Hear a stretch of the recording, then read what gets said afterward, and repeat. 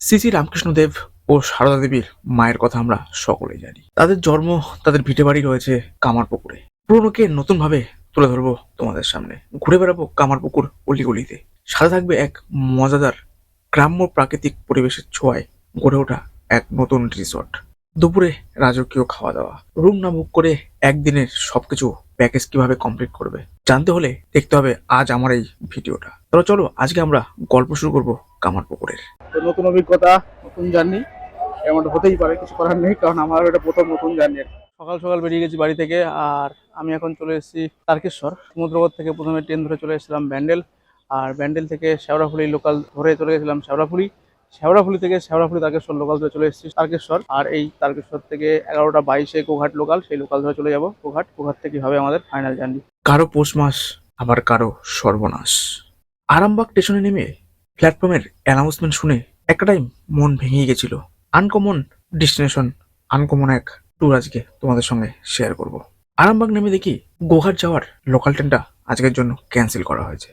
Arambagh station থেকে এসে, এটা হচ্ছে অটো স্ট্যান্ড, মানে টোটো অটো সব পাওয়া যায় এখান থেকে। তোমরা অটো বা টোটো ধরে চলে যাবে আরামবাগ বাস স্ট্যান্ডে। 3 ঘন্টা পর ট্রেন আরামবাগ থেকে চলে আসলাম আরামবাগ বাস স্ট্যান্ডে। ওখান থেকে 10 টাকা করে টোটো পাওয়া যাচ্ছে বাস স্ট্যান্ড।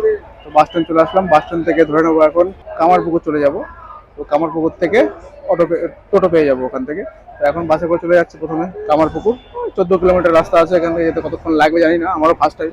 তো নতুন অভিজ্ঞতা, নতুন জার্নি, এমনটা হতেই পারে, কিছু করার নেই, কারণ আমার এটা প্রথম নতুন জার্নি।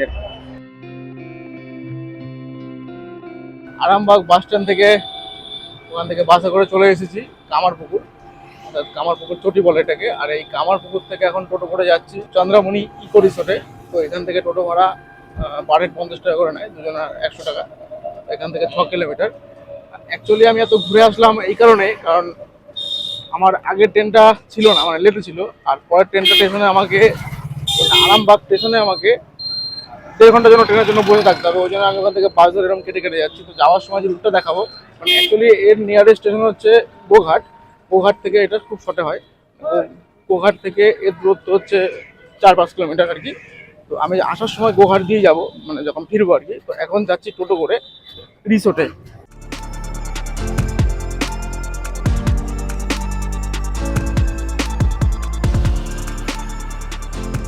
আমরা নেমে গেলাম টোটো থেকে একদম রিসোর্টের সামনে। আর রিসোর্ট কিন্তু একদম মাটি আর খড়ের আদলে তৈরি। তো একটা সুন্দর রিসোর্ট। তো এখানে আসলে একটা সেই শান্তিনিকেতন বোলপুরে একটা ফিল্ড হচ্ছে। জানি তোমাদের শান্তিনিকেতন বোলপুরে ভিডিও এখন আসেনি, তো আসবে। এটা ট্যুরিজমের গেট। তো আমি এখন প্রবেশ করছি।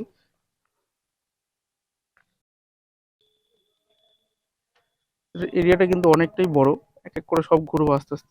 আমি কিন্তু একদম চন্দ্রমণি ইকো ট্যুরিজমের মেন গেটের সামনে দাঁড়িয়ে।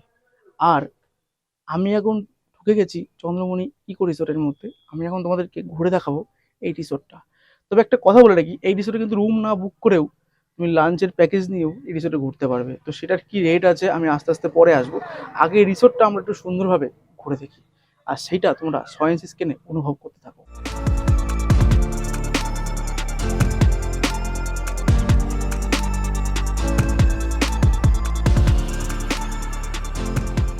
যেদিকেই তাকাবে চারিদিকে শুধু রং বেরঙের গাছ আর সুন্দর পাতাবাহারের গাছ দিয়ে সাজানো আছে এই ইকো ট্যুরিজমটাকে।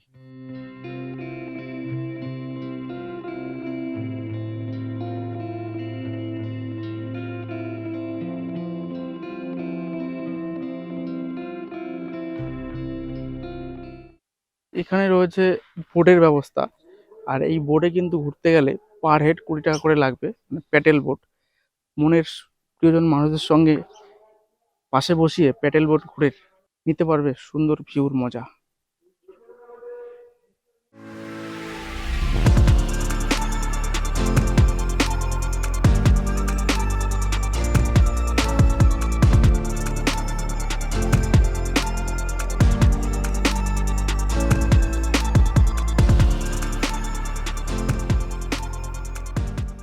আমি এই রিসোর্টটা যেটুকু ঘুরলাম তাতে আমি বুঝলাম এই রিসোর্টে অ্যাকচুয়ালি মূলত একটা গ্রাম্য পরিবেশকে তুলে ধরেছে।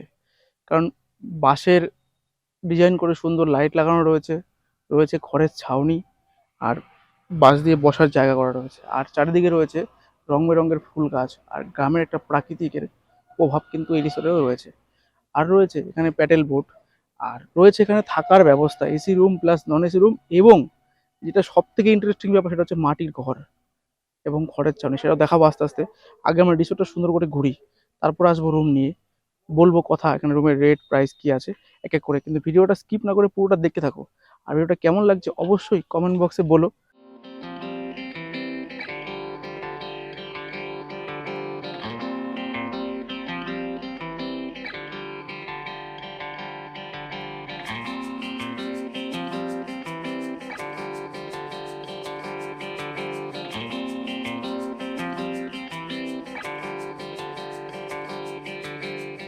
তো কেমন লাগছে রিসোর্টটা সেটা বলো আগে একবার। এরপরে কিন্তু দুপুরে রয়েছে মানে লাঞ্চের ব্যবস্থা, রাজকীয় লাঞ্চ, যেটা কিন্তু মানে খুবই সুন্দর। আর এই যে রিসোর্টটা ঘুরলে এরপরে যাব আমরা, এর পাশে রয়েছে এরিস প্রপার্টি, যেটা হচ্ছে চিলড্রেন পার্ক, ওটা পরে যাবো, আগে এই রিসোর্টটা ঘুরে নিই।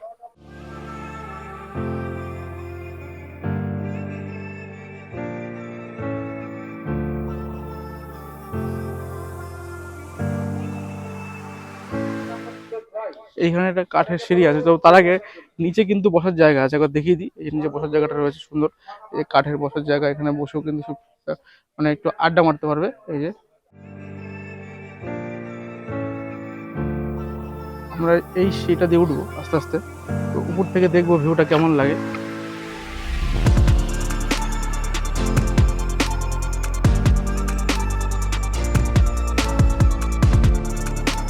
তো এইটা কিন্তু একটা ভালো জায়গা, দূর থেকে ঠিক যেরকম পাখির চোখে লাগে, তো ঠিক সেরকম ভাবেই দেখা যাচ্ছে দূর থেকে।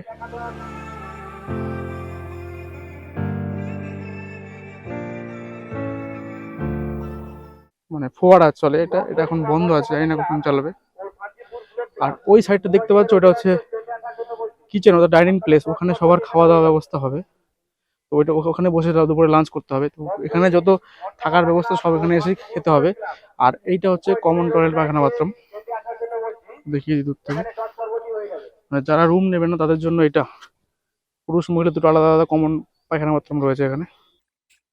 আর এই সাইডে রয়েছে সবুজ আর সবুজ, মানে বাঁশবাগান, যদিও এটা রিসোর্টের বাইরের এরিয়া, মানে এটা আলাদা পার্সেন্ট এরিয়া। তো এইখানে জায়গাটা কিন্তু খুবই সুন্দর।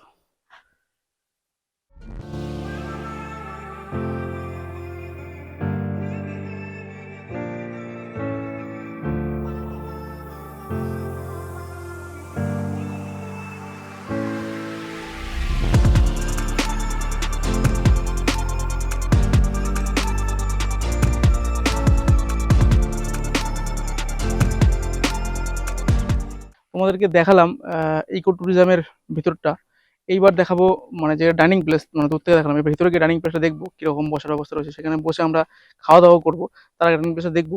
আর তোমরা কিন্তু চাইলে একদিনের ট্যুরে কিন্তু এখানে রুম না নিয়েও এই রিসোর্ট ঘুরতে পারো। তো আর এখানে খাওয়ার ব্যবস্থাও রয়েছে, রিসোর্ট ঘুরতে কিন্তু কোনো আপাতত পয়সা লাগেনি। তো সেটা আমি নিজের মুখে শুনে নেবো এখানকার যে ম্যানেজার দায়িত্বে আছে তার মুখ থেকে। তো চলো আমরা এখন এখান থেকে নিচে নেমে যাব ডাইনিং প্লেসে, যেখানে খাওয়া দাওয়া, দুপুরে লাঞ্চের ব্যবস্থা এবং ডিনার হয়।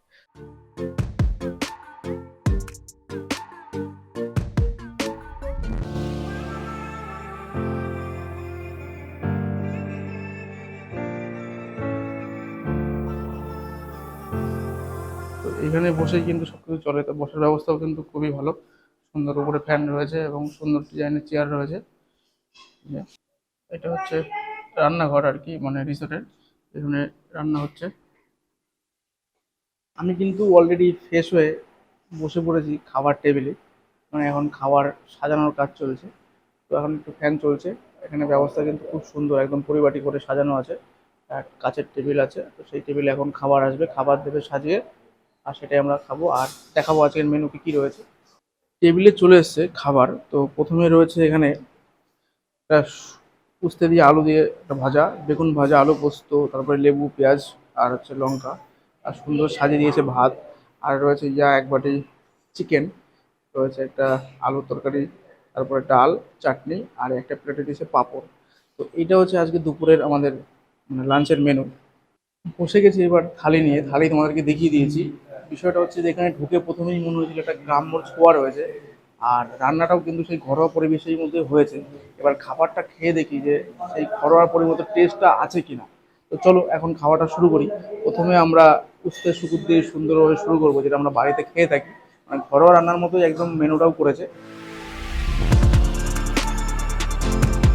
খাওয়া দাওয়া কমপ্লিট, একদম পেট পুরে খেয়ে নিয়েছি। খাবার রান্না বান্না অসাধারণ, খুবই সুন্দর।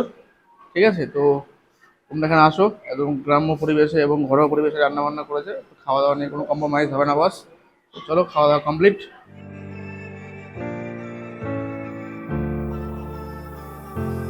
রিসর্টের নাম Satberia Chandramani eco tourism park. এটা আমরা শর্টে বলতে সব থেকে যদি কলকাতা থেকে আসেন প্রাইভেট কারে আসলে আপনার ডানকুনি হয়ে চণ্ডীতলা, কালীপুর, আরামবাগ হয়ে সব থেকে শর্ট রাস্তা এটা। ট্রেনে আসো। আর ট্রেনে আসলে আপনার হাওড়া থেকে হাওড়া গোঘাট লোকাল ধরতে হবে। ওখান থেকে কতটা? ওখান থেকে 8 কিলোমিটার। টোটো টোটো টোটো অটো সব অ্যাভেলেবেল। এখানে আপনার রুম আছে, AC room, non AC room আছে থাকার জন্য রাত্রে।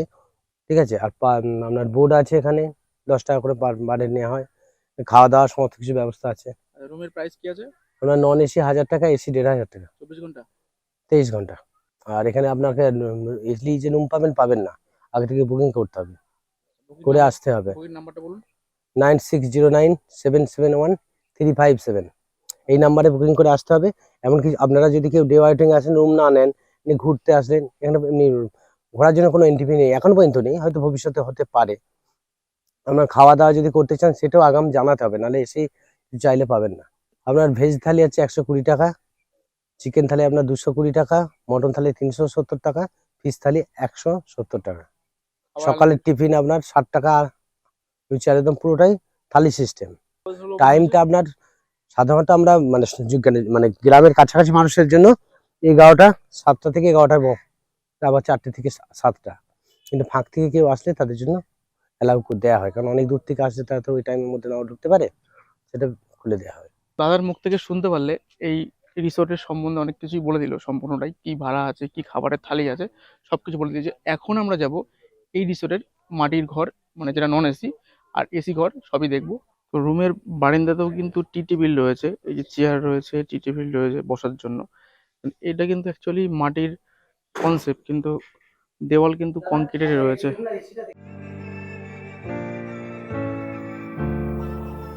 এখানে দুটো বালিশ, মানে 3 জনের ভালোভাবে হয়ে যাবে এটা। আর রয়েছে একটা ড্রেসিং টেবিল, উপরে একটা ফ্যান রয়েছে। শুধু লাইটটা জ্বালিয়ে দিই। আচ্ছা, এখানে লাইট আছে। আর এখানে রয়েছে একটা ড্রেসিং টেবিল, এসে সুন্দর।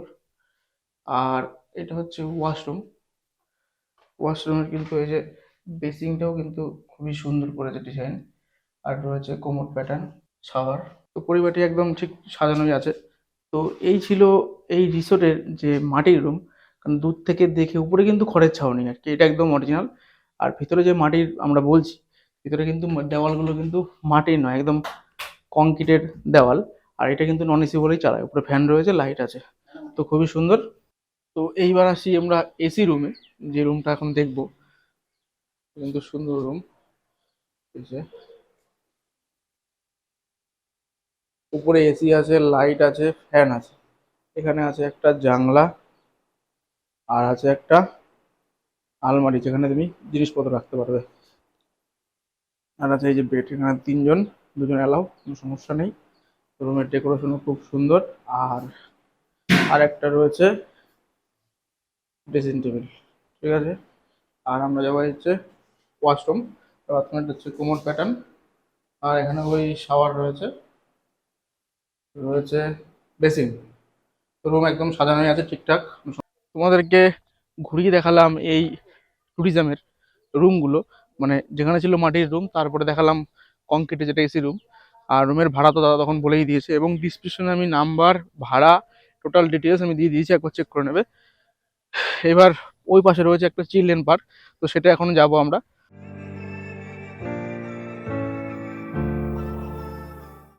আমার পিছনে রয়েছে ইকো ট্যুরিজমের গেট, ঠিক তার উল্টো দিকেই রয়েছে এই যে, এটা হচ্ছে চিলড্রেন পার্ক। এখন আমরা এইখানে প্রবেশ করব, দেখবো এখন ঘুরে চিলড্রেন পার্কটা।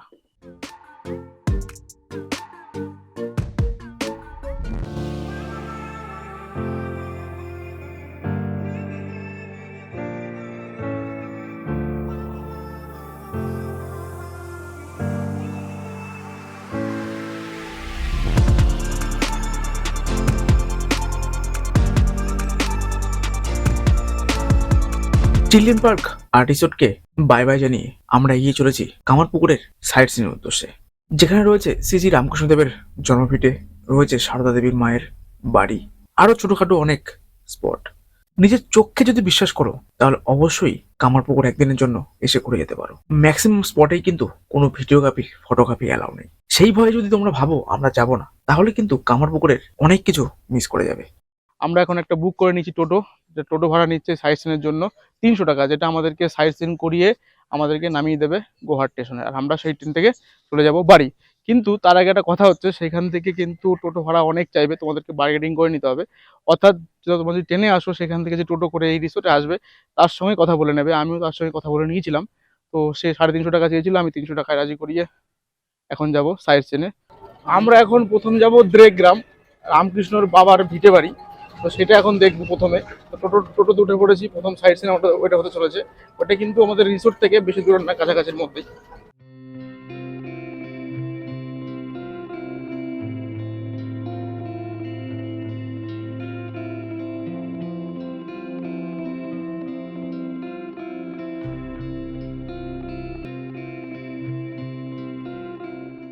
রামকৃষ্ণ ক্ষুদিরাম সেবাশ্রম থেকে বেরিয়ে আমরা এখন চলে যাব জয়রামবাটি মা সারদা দেবীর মন্দিরে, যার দূরত্ব এখান থেকে 6 কিলোমিটার মতো।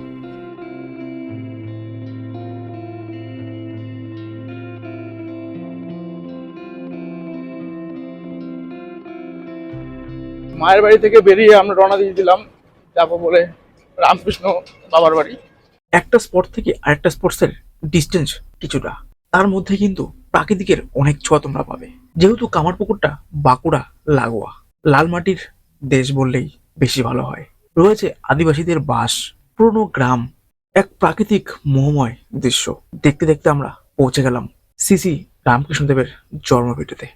এটা হচ্ছে লাহাবাবু, মানে ইনি কিন্তু রামকৃষ্ণদেবকে আশ্রয় দিয়েছিলেন। আর আমরা এখন চলে এসেছি রামকৃষ্ণ যেখানে পড়াশোনা করতো এবং যেখানে ছিল তার বাসস্থান।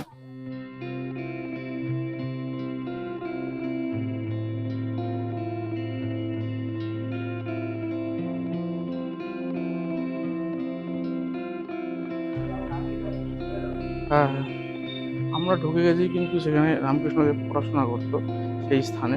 এইখানে বসেই কিন্তু উনি পড়াশোনা করতেন। এখানে ঠাকুরকে দিয়েছিল যোগ বিয়োগ, মানে এই যে এটা কিন্তু একটা কাহিনী আছে যে যোগ দিয়ে বিয়োগ দিয়েছিল, কিন্তু বিয়োগ উনি করেননি, কারণ বিয়োগটা হচ্ছে বিভাগ, ওনার মধ্যে এটা চলে। তো এখানে কিন্তু অনেক রকম কাহিনী রয়েছে, সেগুলো তোমাদের একটু দেখাই। এই যে উপরে টোটালটাই সব কিছু রয়েছে এক এক করে, আর কি রয়েছে সব কিছুই কিন্তু এখানে রয়েছে।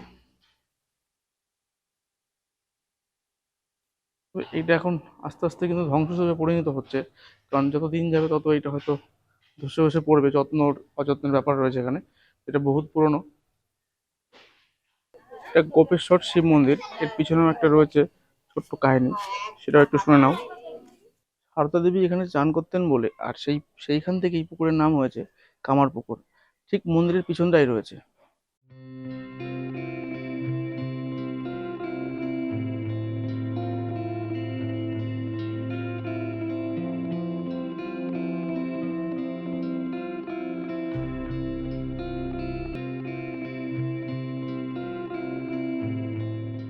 আমরা এখন বাবার বাড়ির সামনে দাঁড়িয়ে।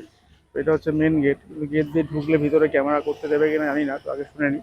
আর এটা হচ্ছে রোড।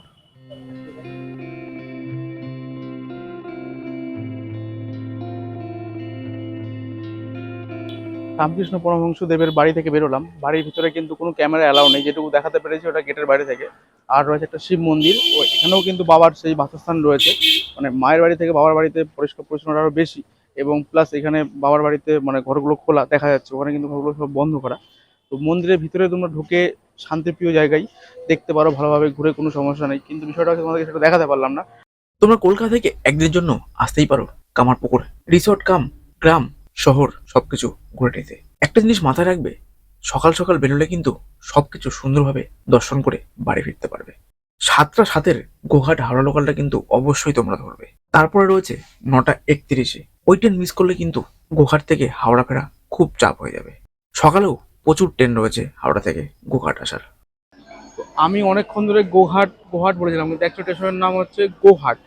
আর এই গৌহাট থেকে কিন্তু চলে যাব আমরা হাওড়া লোকাল ধরে শেওড়াফুলি, কারণ গৌহাট থেকে কিন্তু ডাইরেক্ট ট্রেন রয়েছে। আমি আসার সময় অনেক ঘুরে এসেছি, তোমরা এত ঘুরে আসবে না, আর এখান থেকে ডাইরেক্ট ট্রেন পেয়ে যাবে। এই ট্রেনে যাচ্ছে গুয়াহাটি লাস্ট ট্রেন, আর এখান থেকে উল্টা আবার চলে যাবে আর হাওড়াগামী, কারণ 2 ঘন্টা পর পর কিন্তু ট্রেন।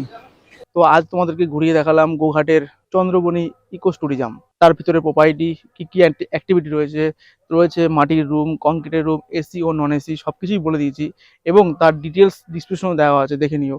এইবার আজকে ভিডিওটা এখানেই স্টপ করব, আর বড় করবো না। আবার দেখা হবে নতুন কোনো জার্নি, নতুন কোনো জায়গা। ততক্ষণ তোমরা ভালো থেকো, বিন্দাস থেকো, সাথে থাকো, পাশে থাকো, দেখতে থাকো ট্রাভেল উইথ সুমন। ভিডিওটা ভালো লাগলে বন্ধু ফ্যামিলিদের সঙ্গে ভাগ করে নিও। ততক্ষণ বাই বাই, আবার দেখা হচ্ছে নতুন কোনো জায়গায়, নতুন কোনো জার্নিতে।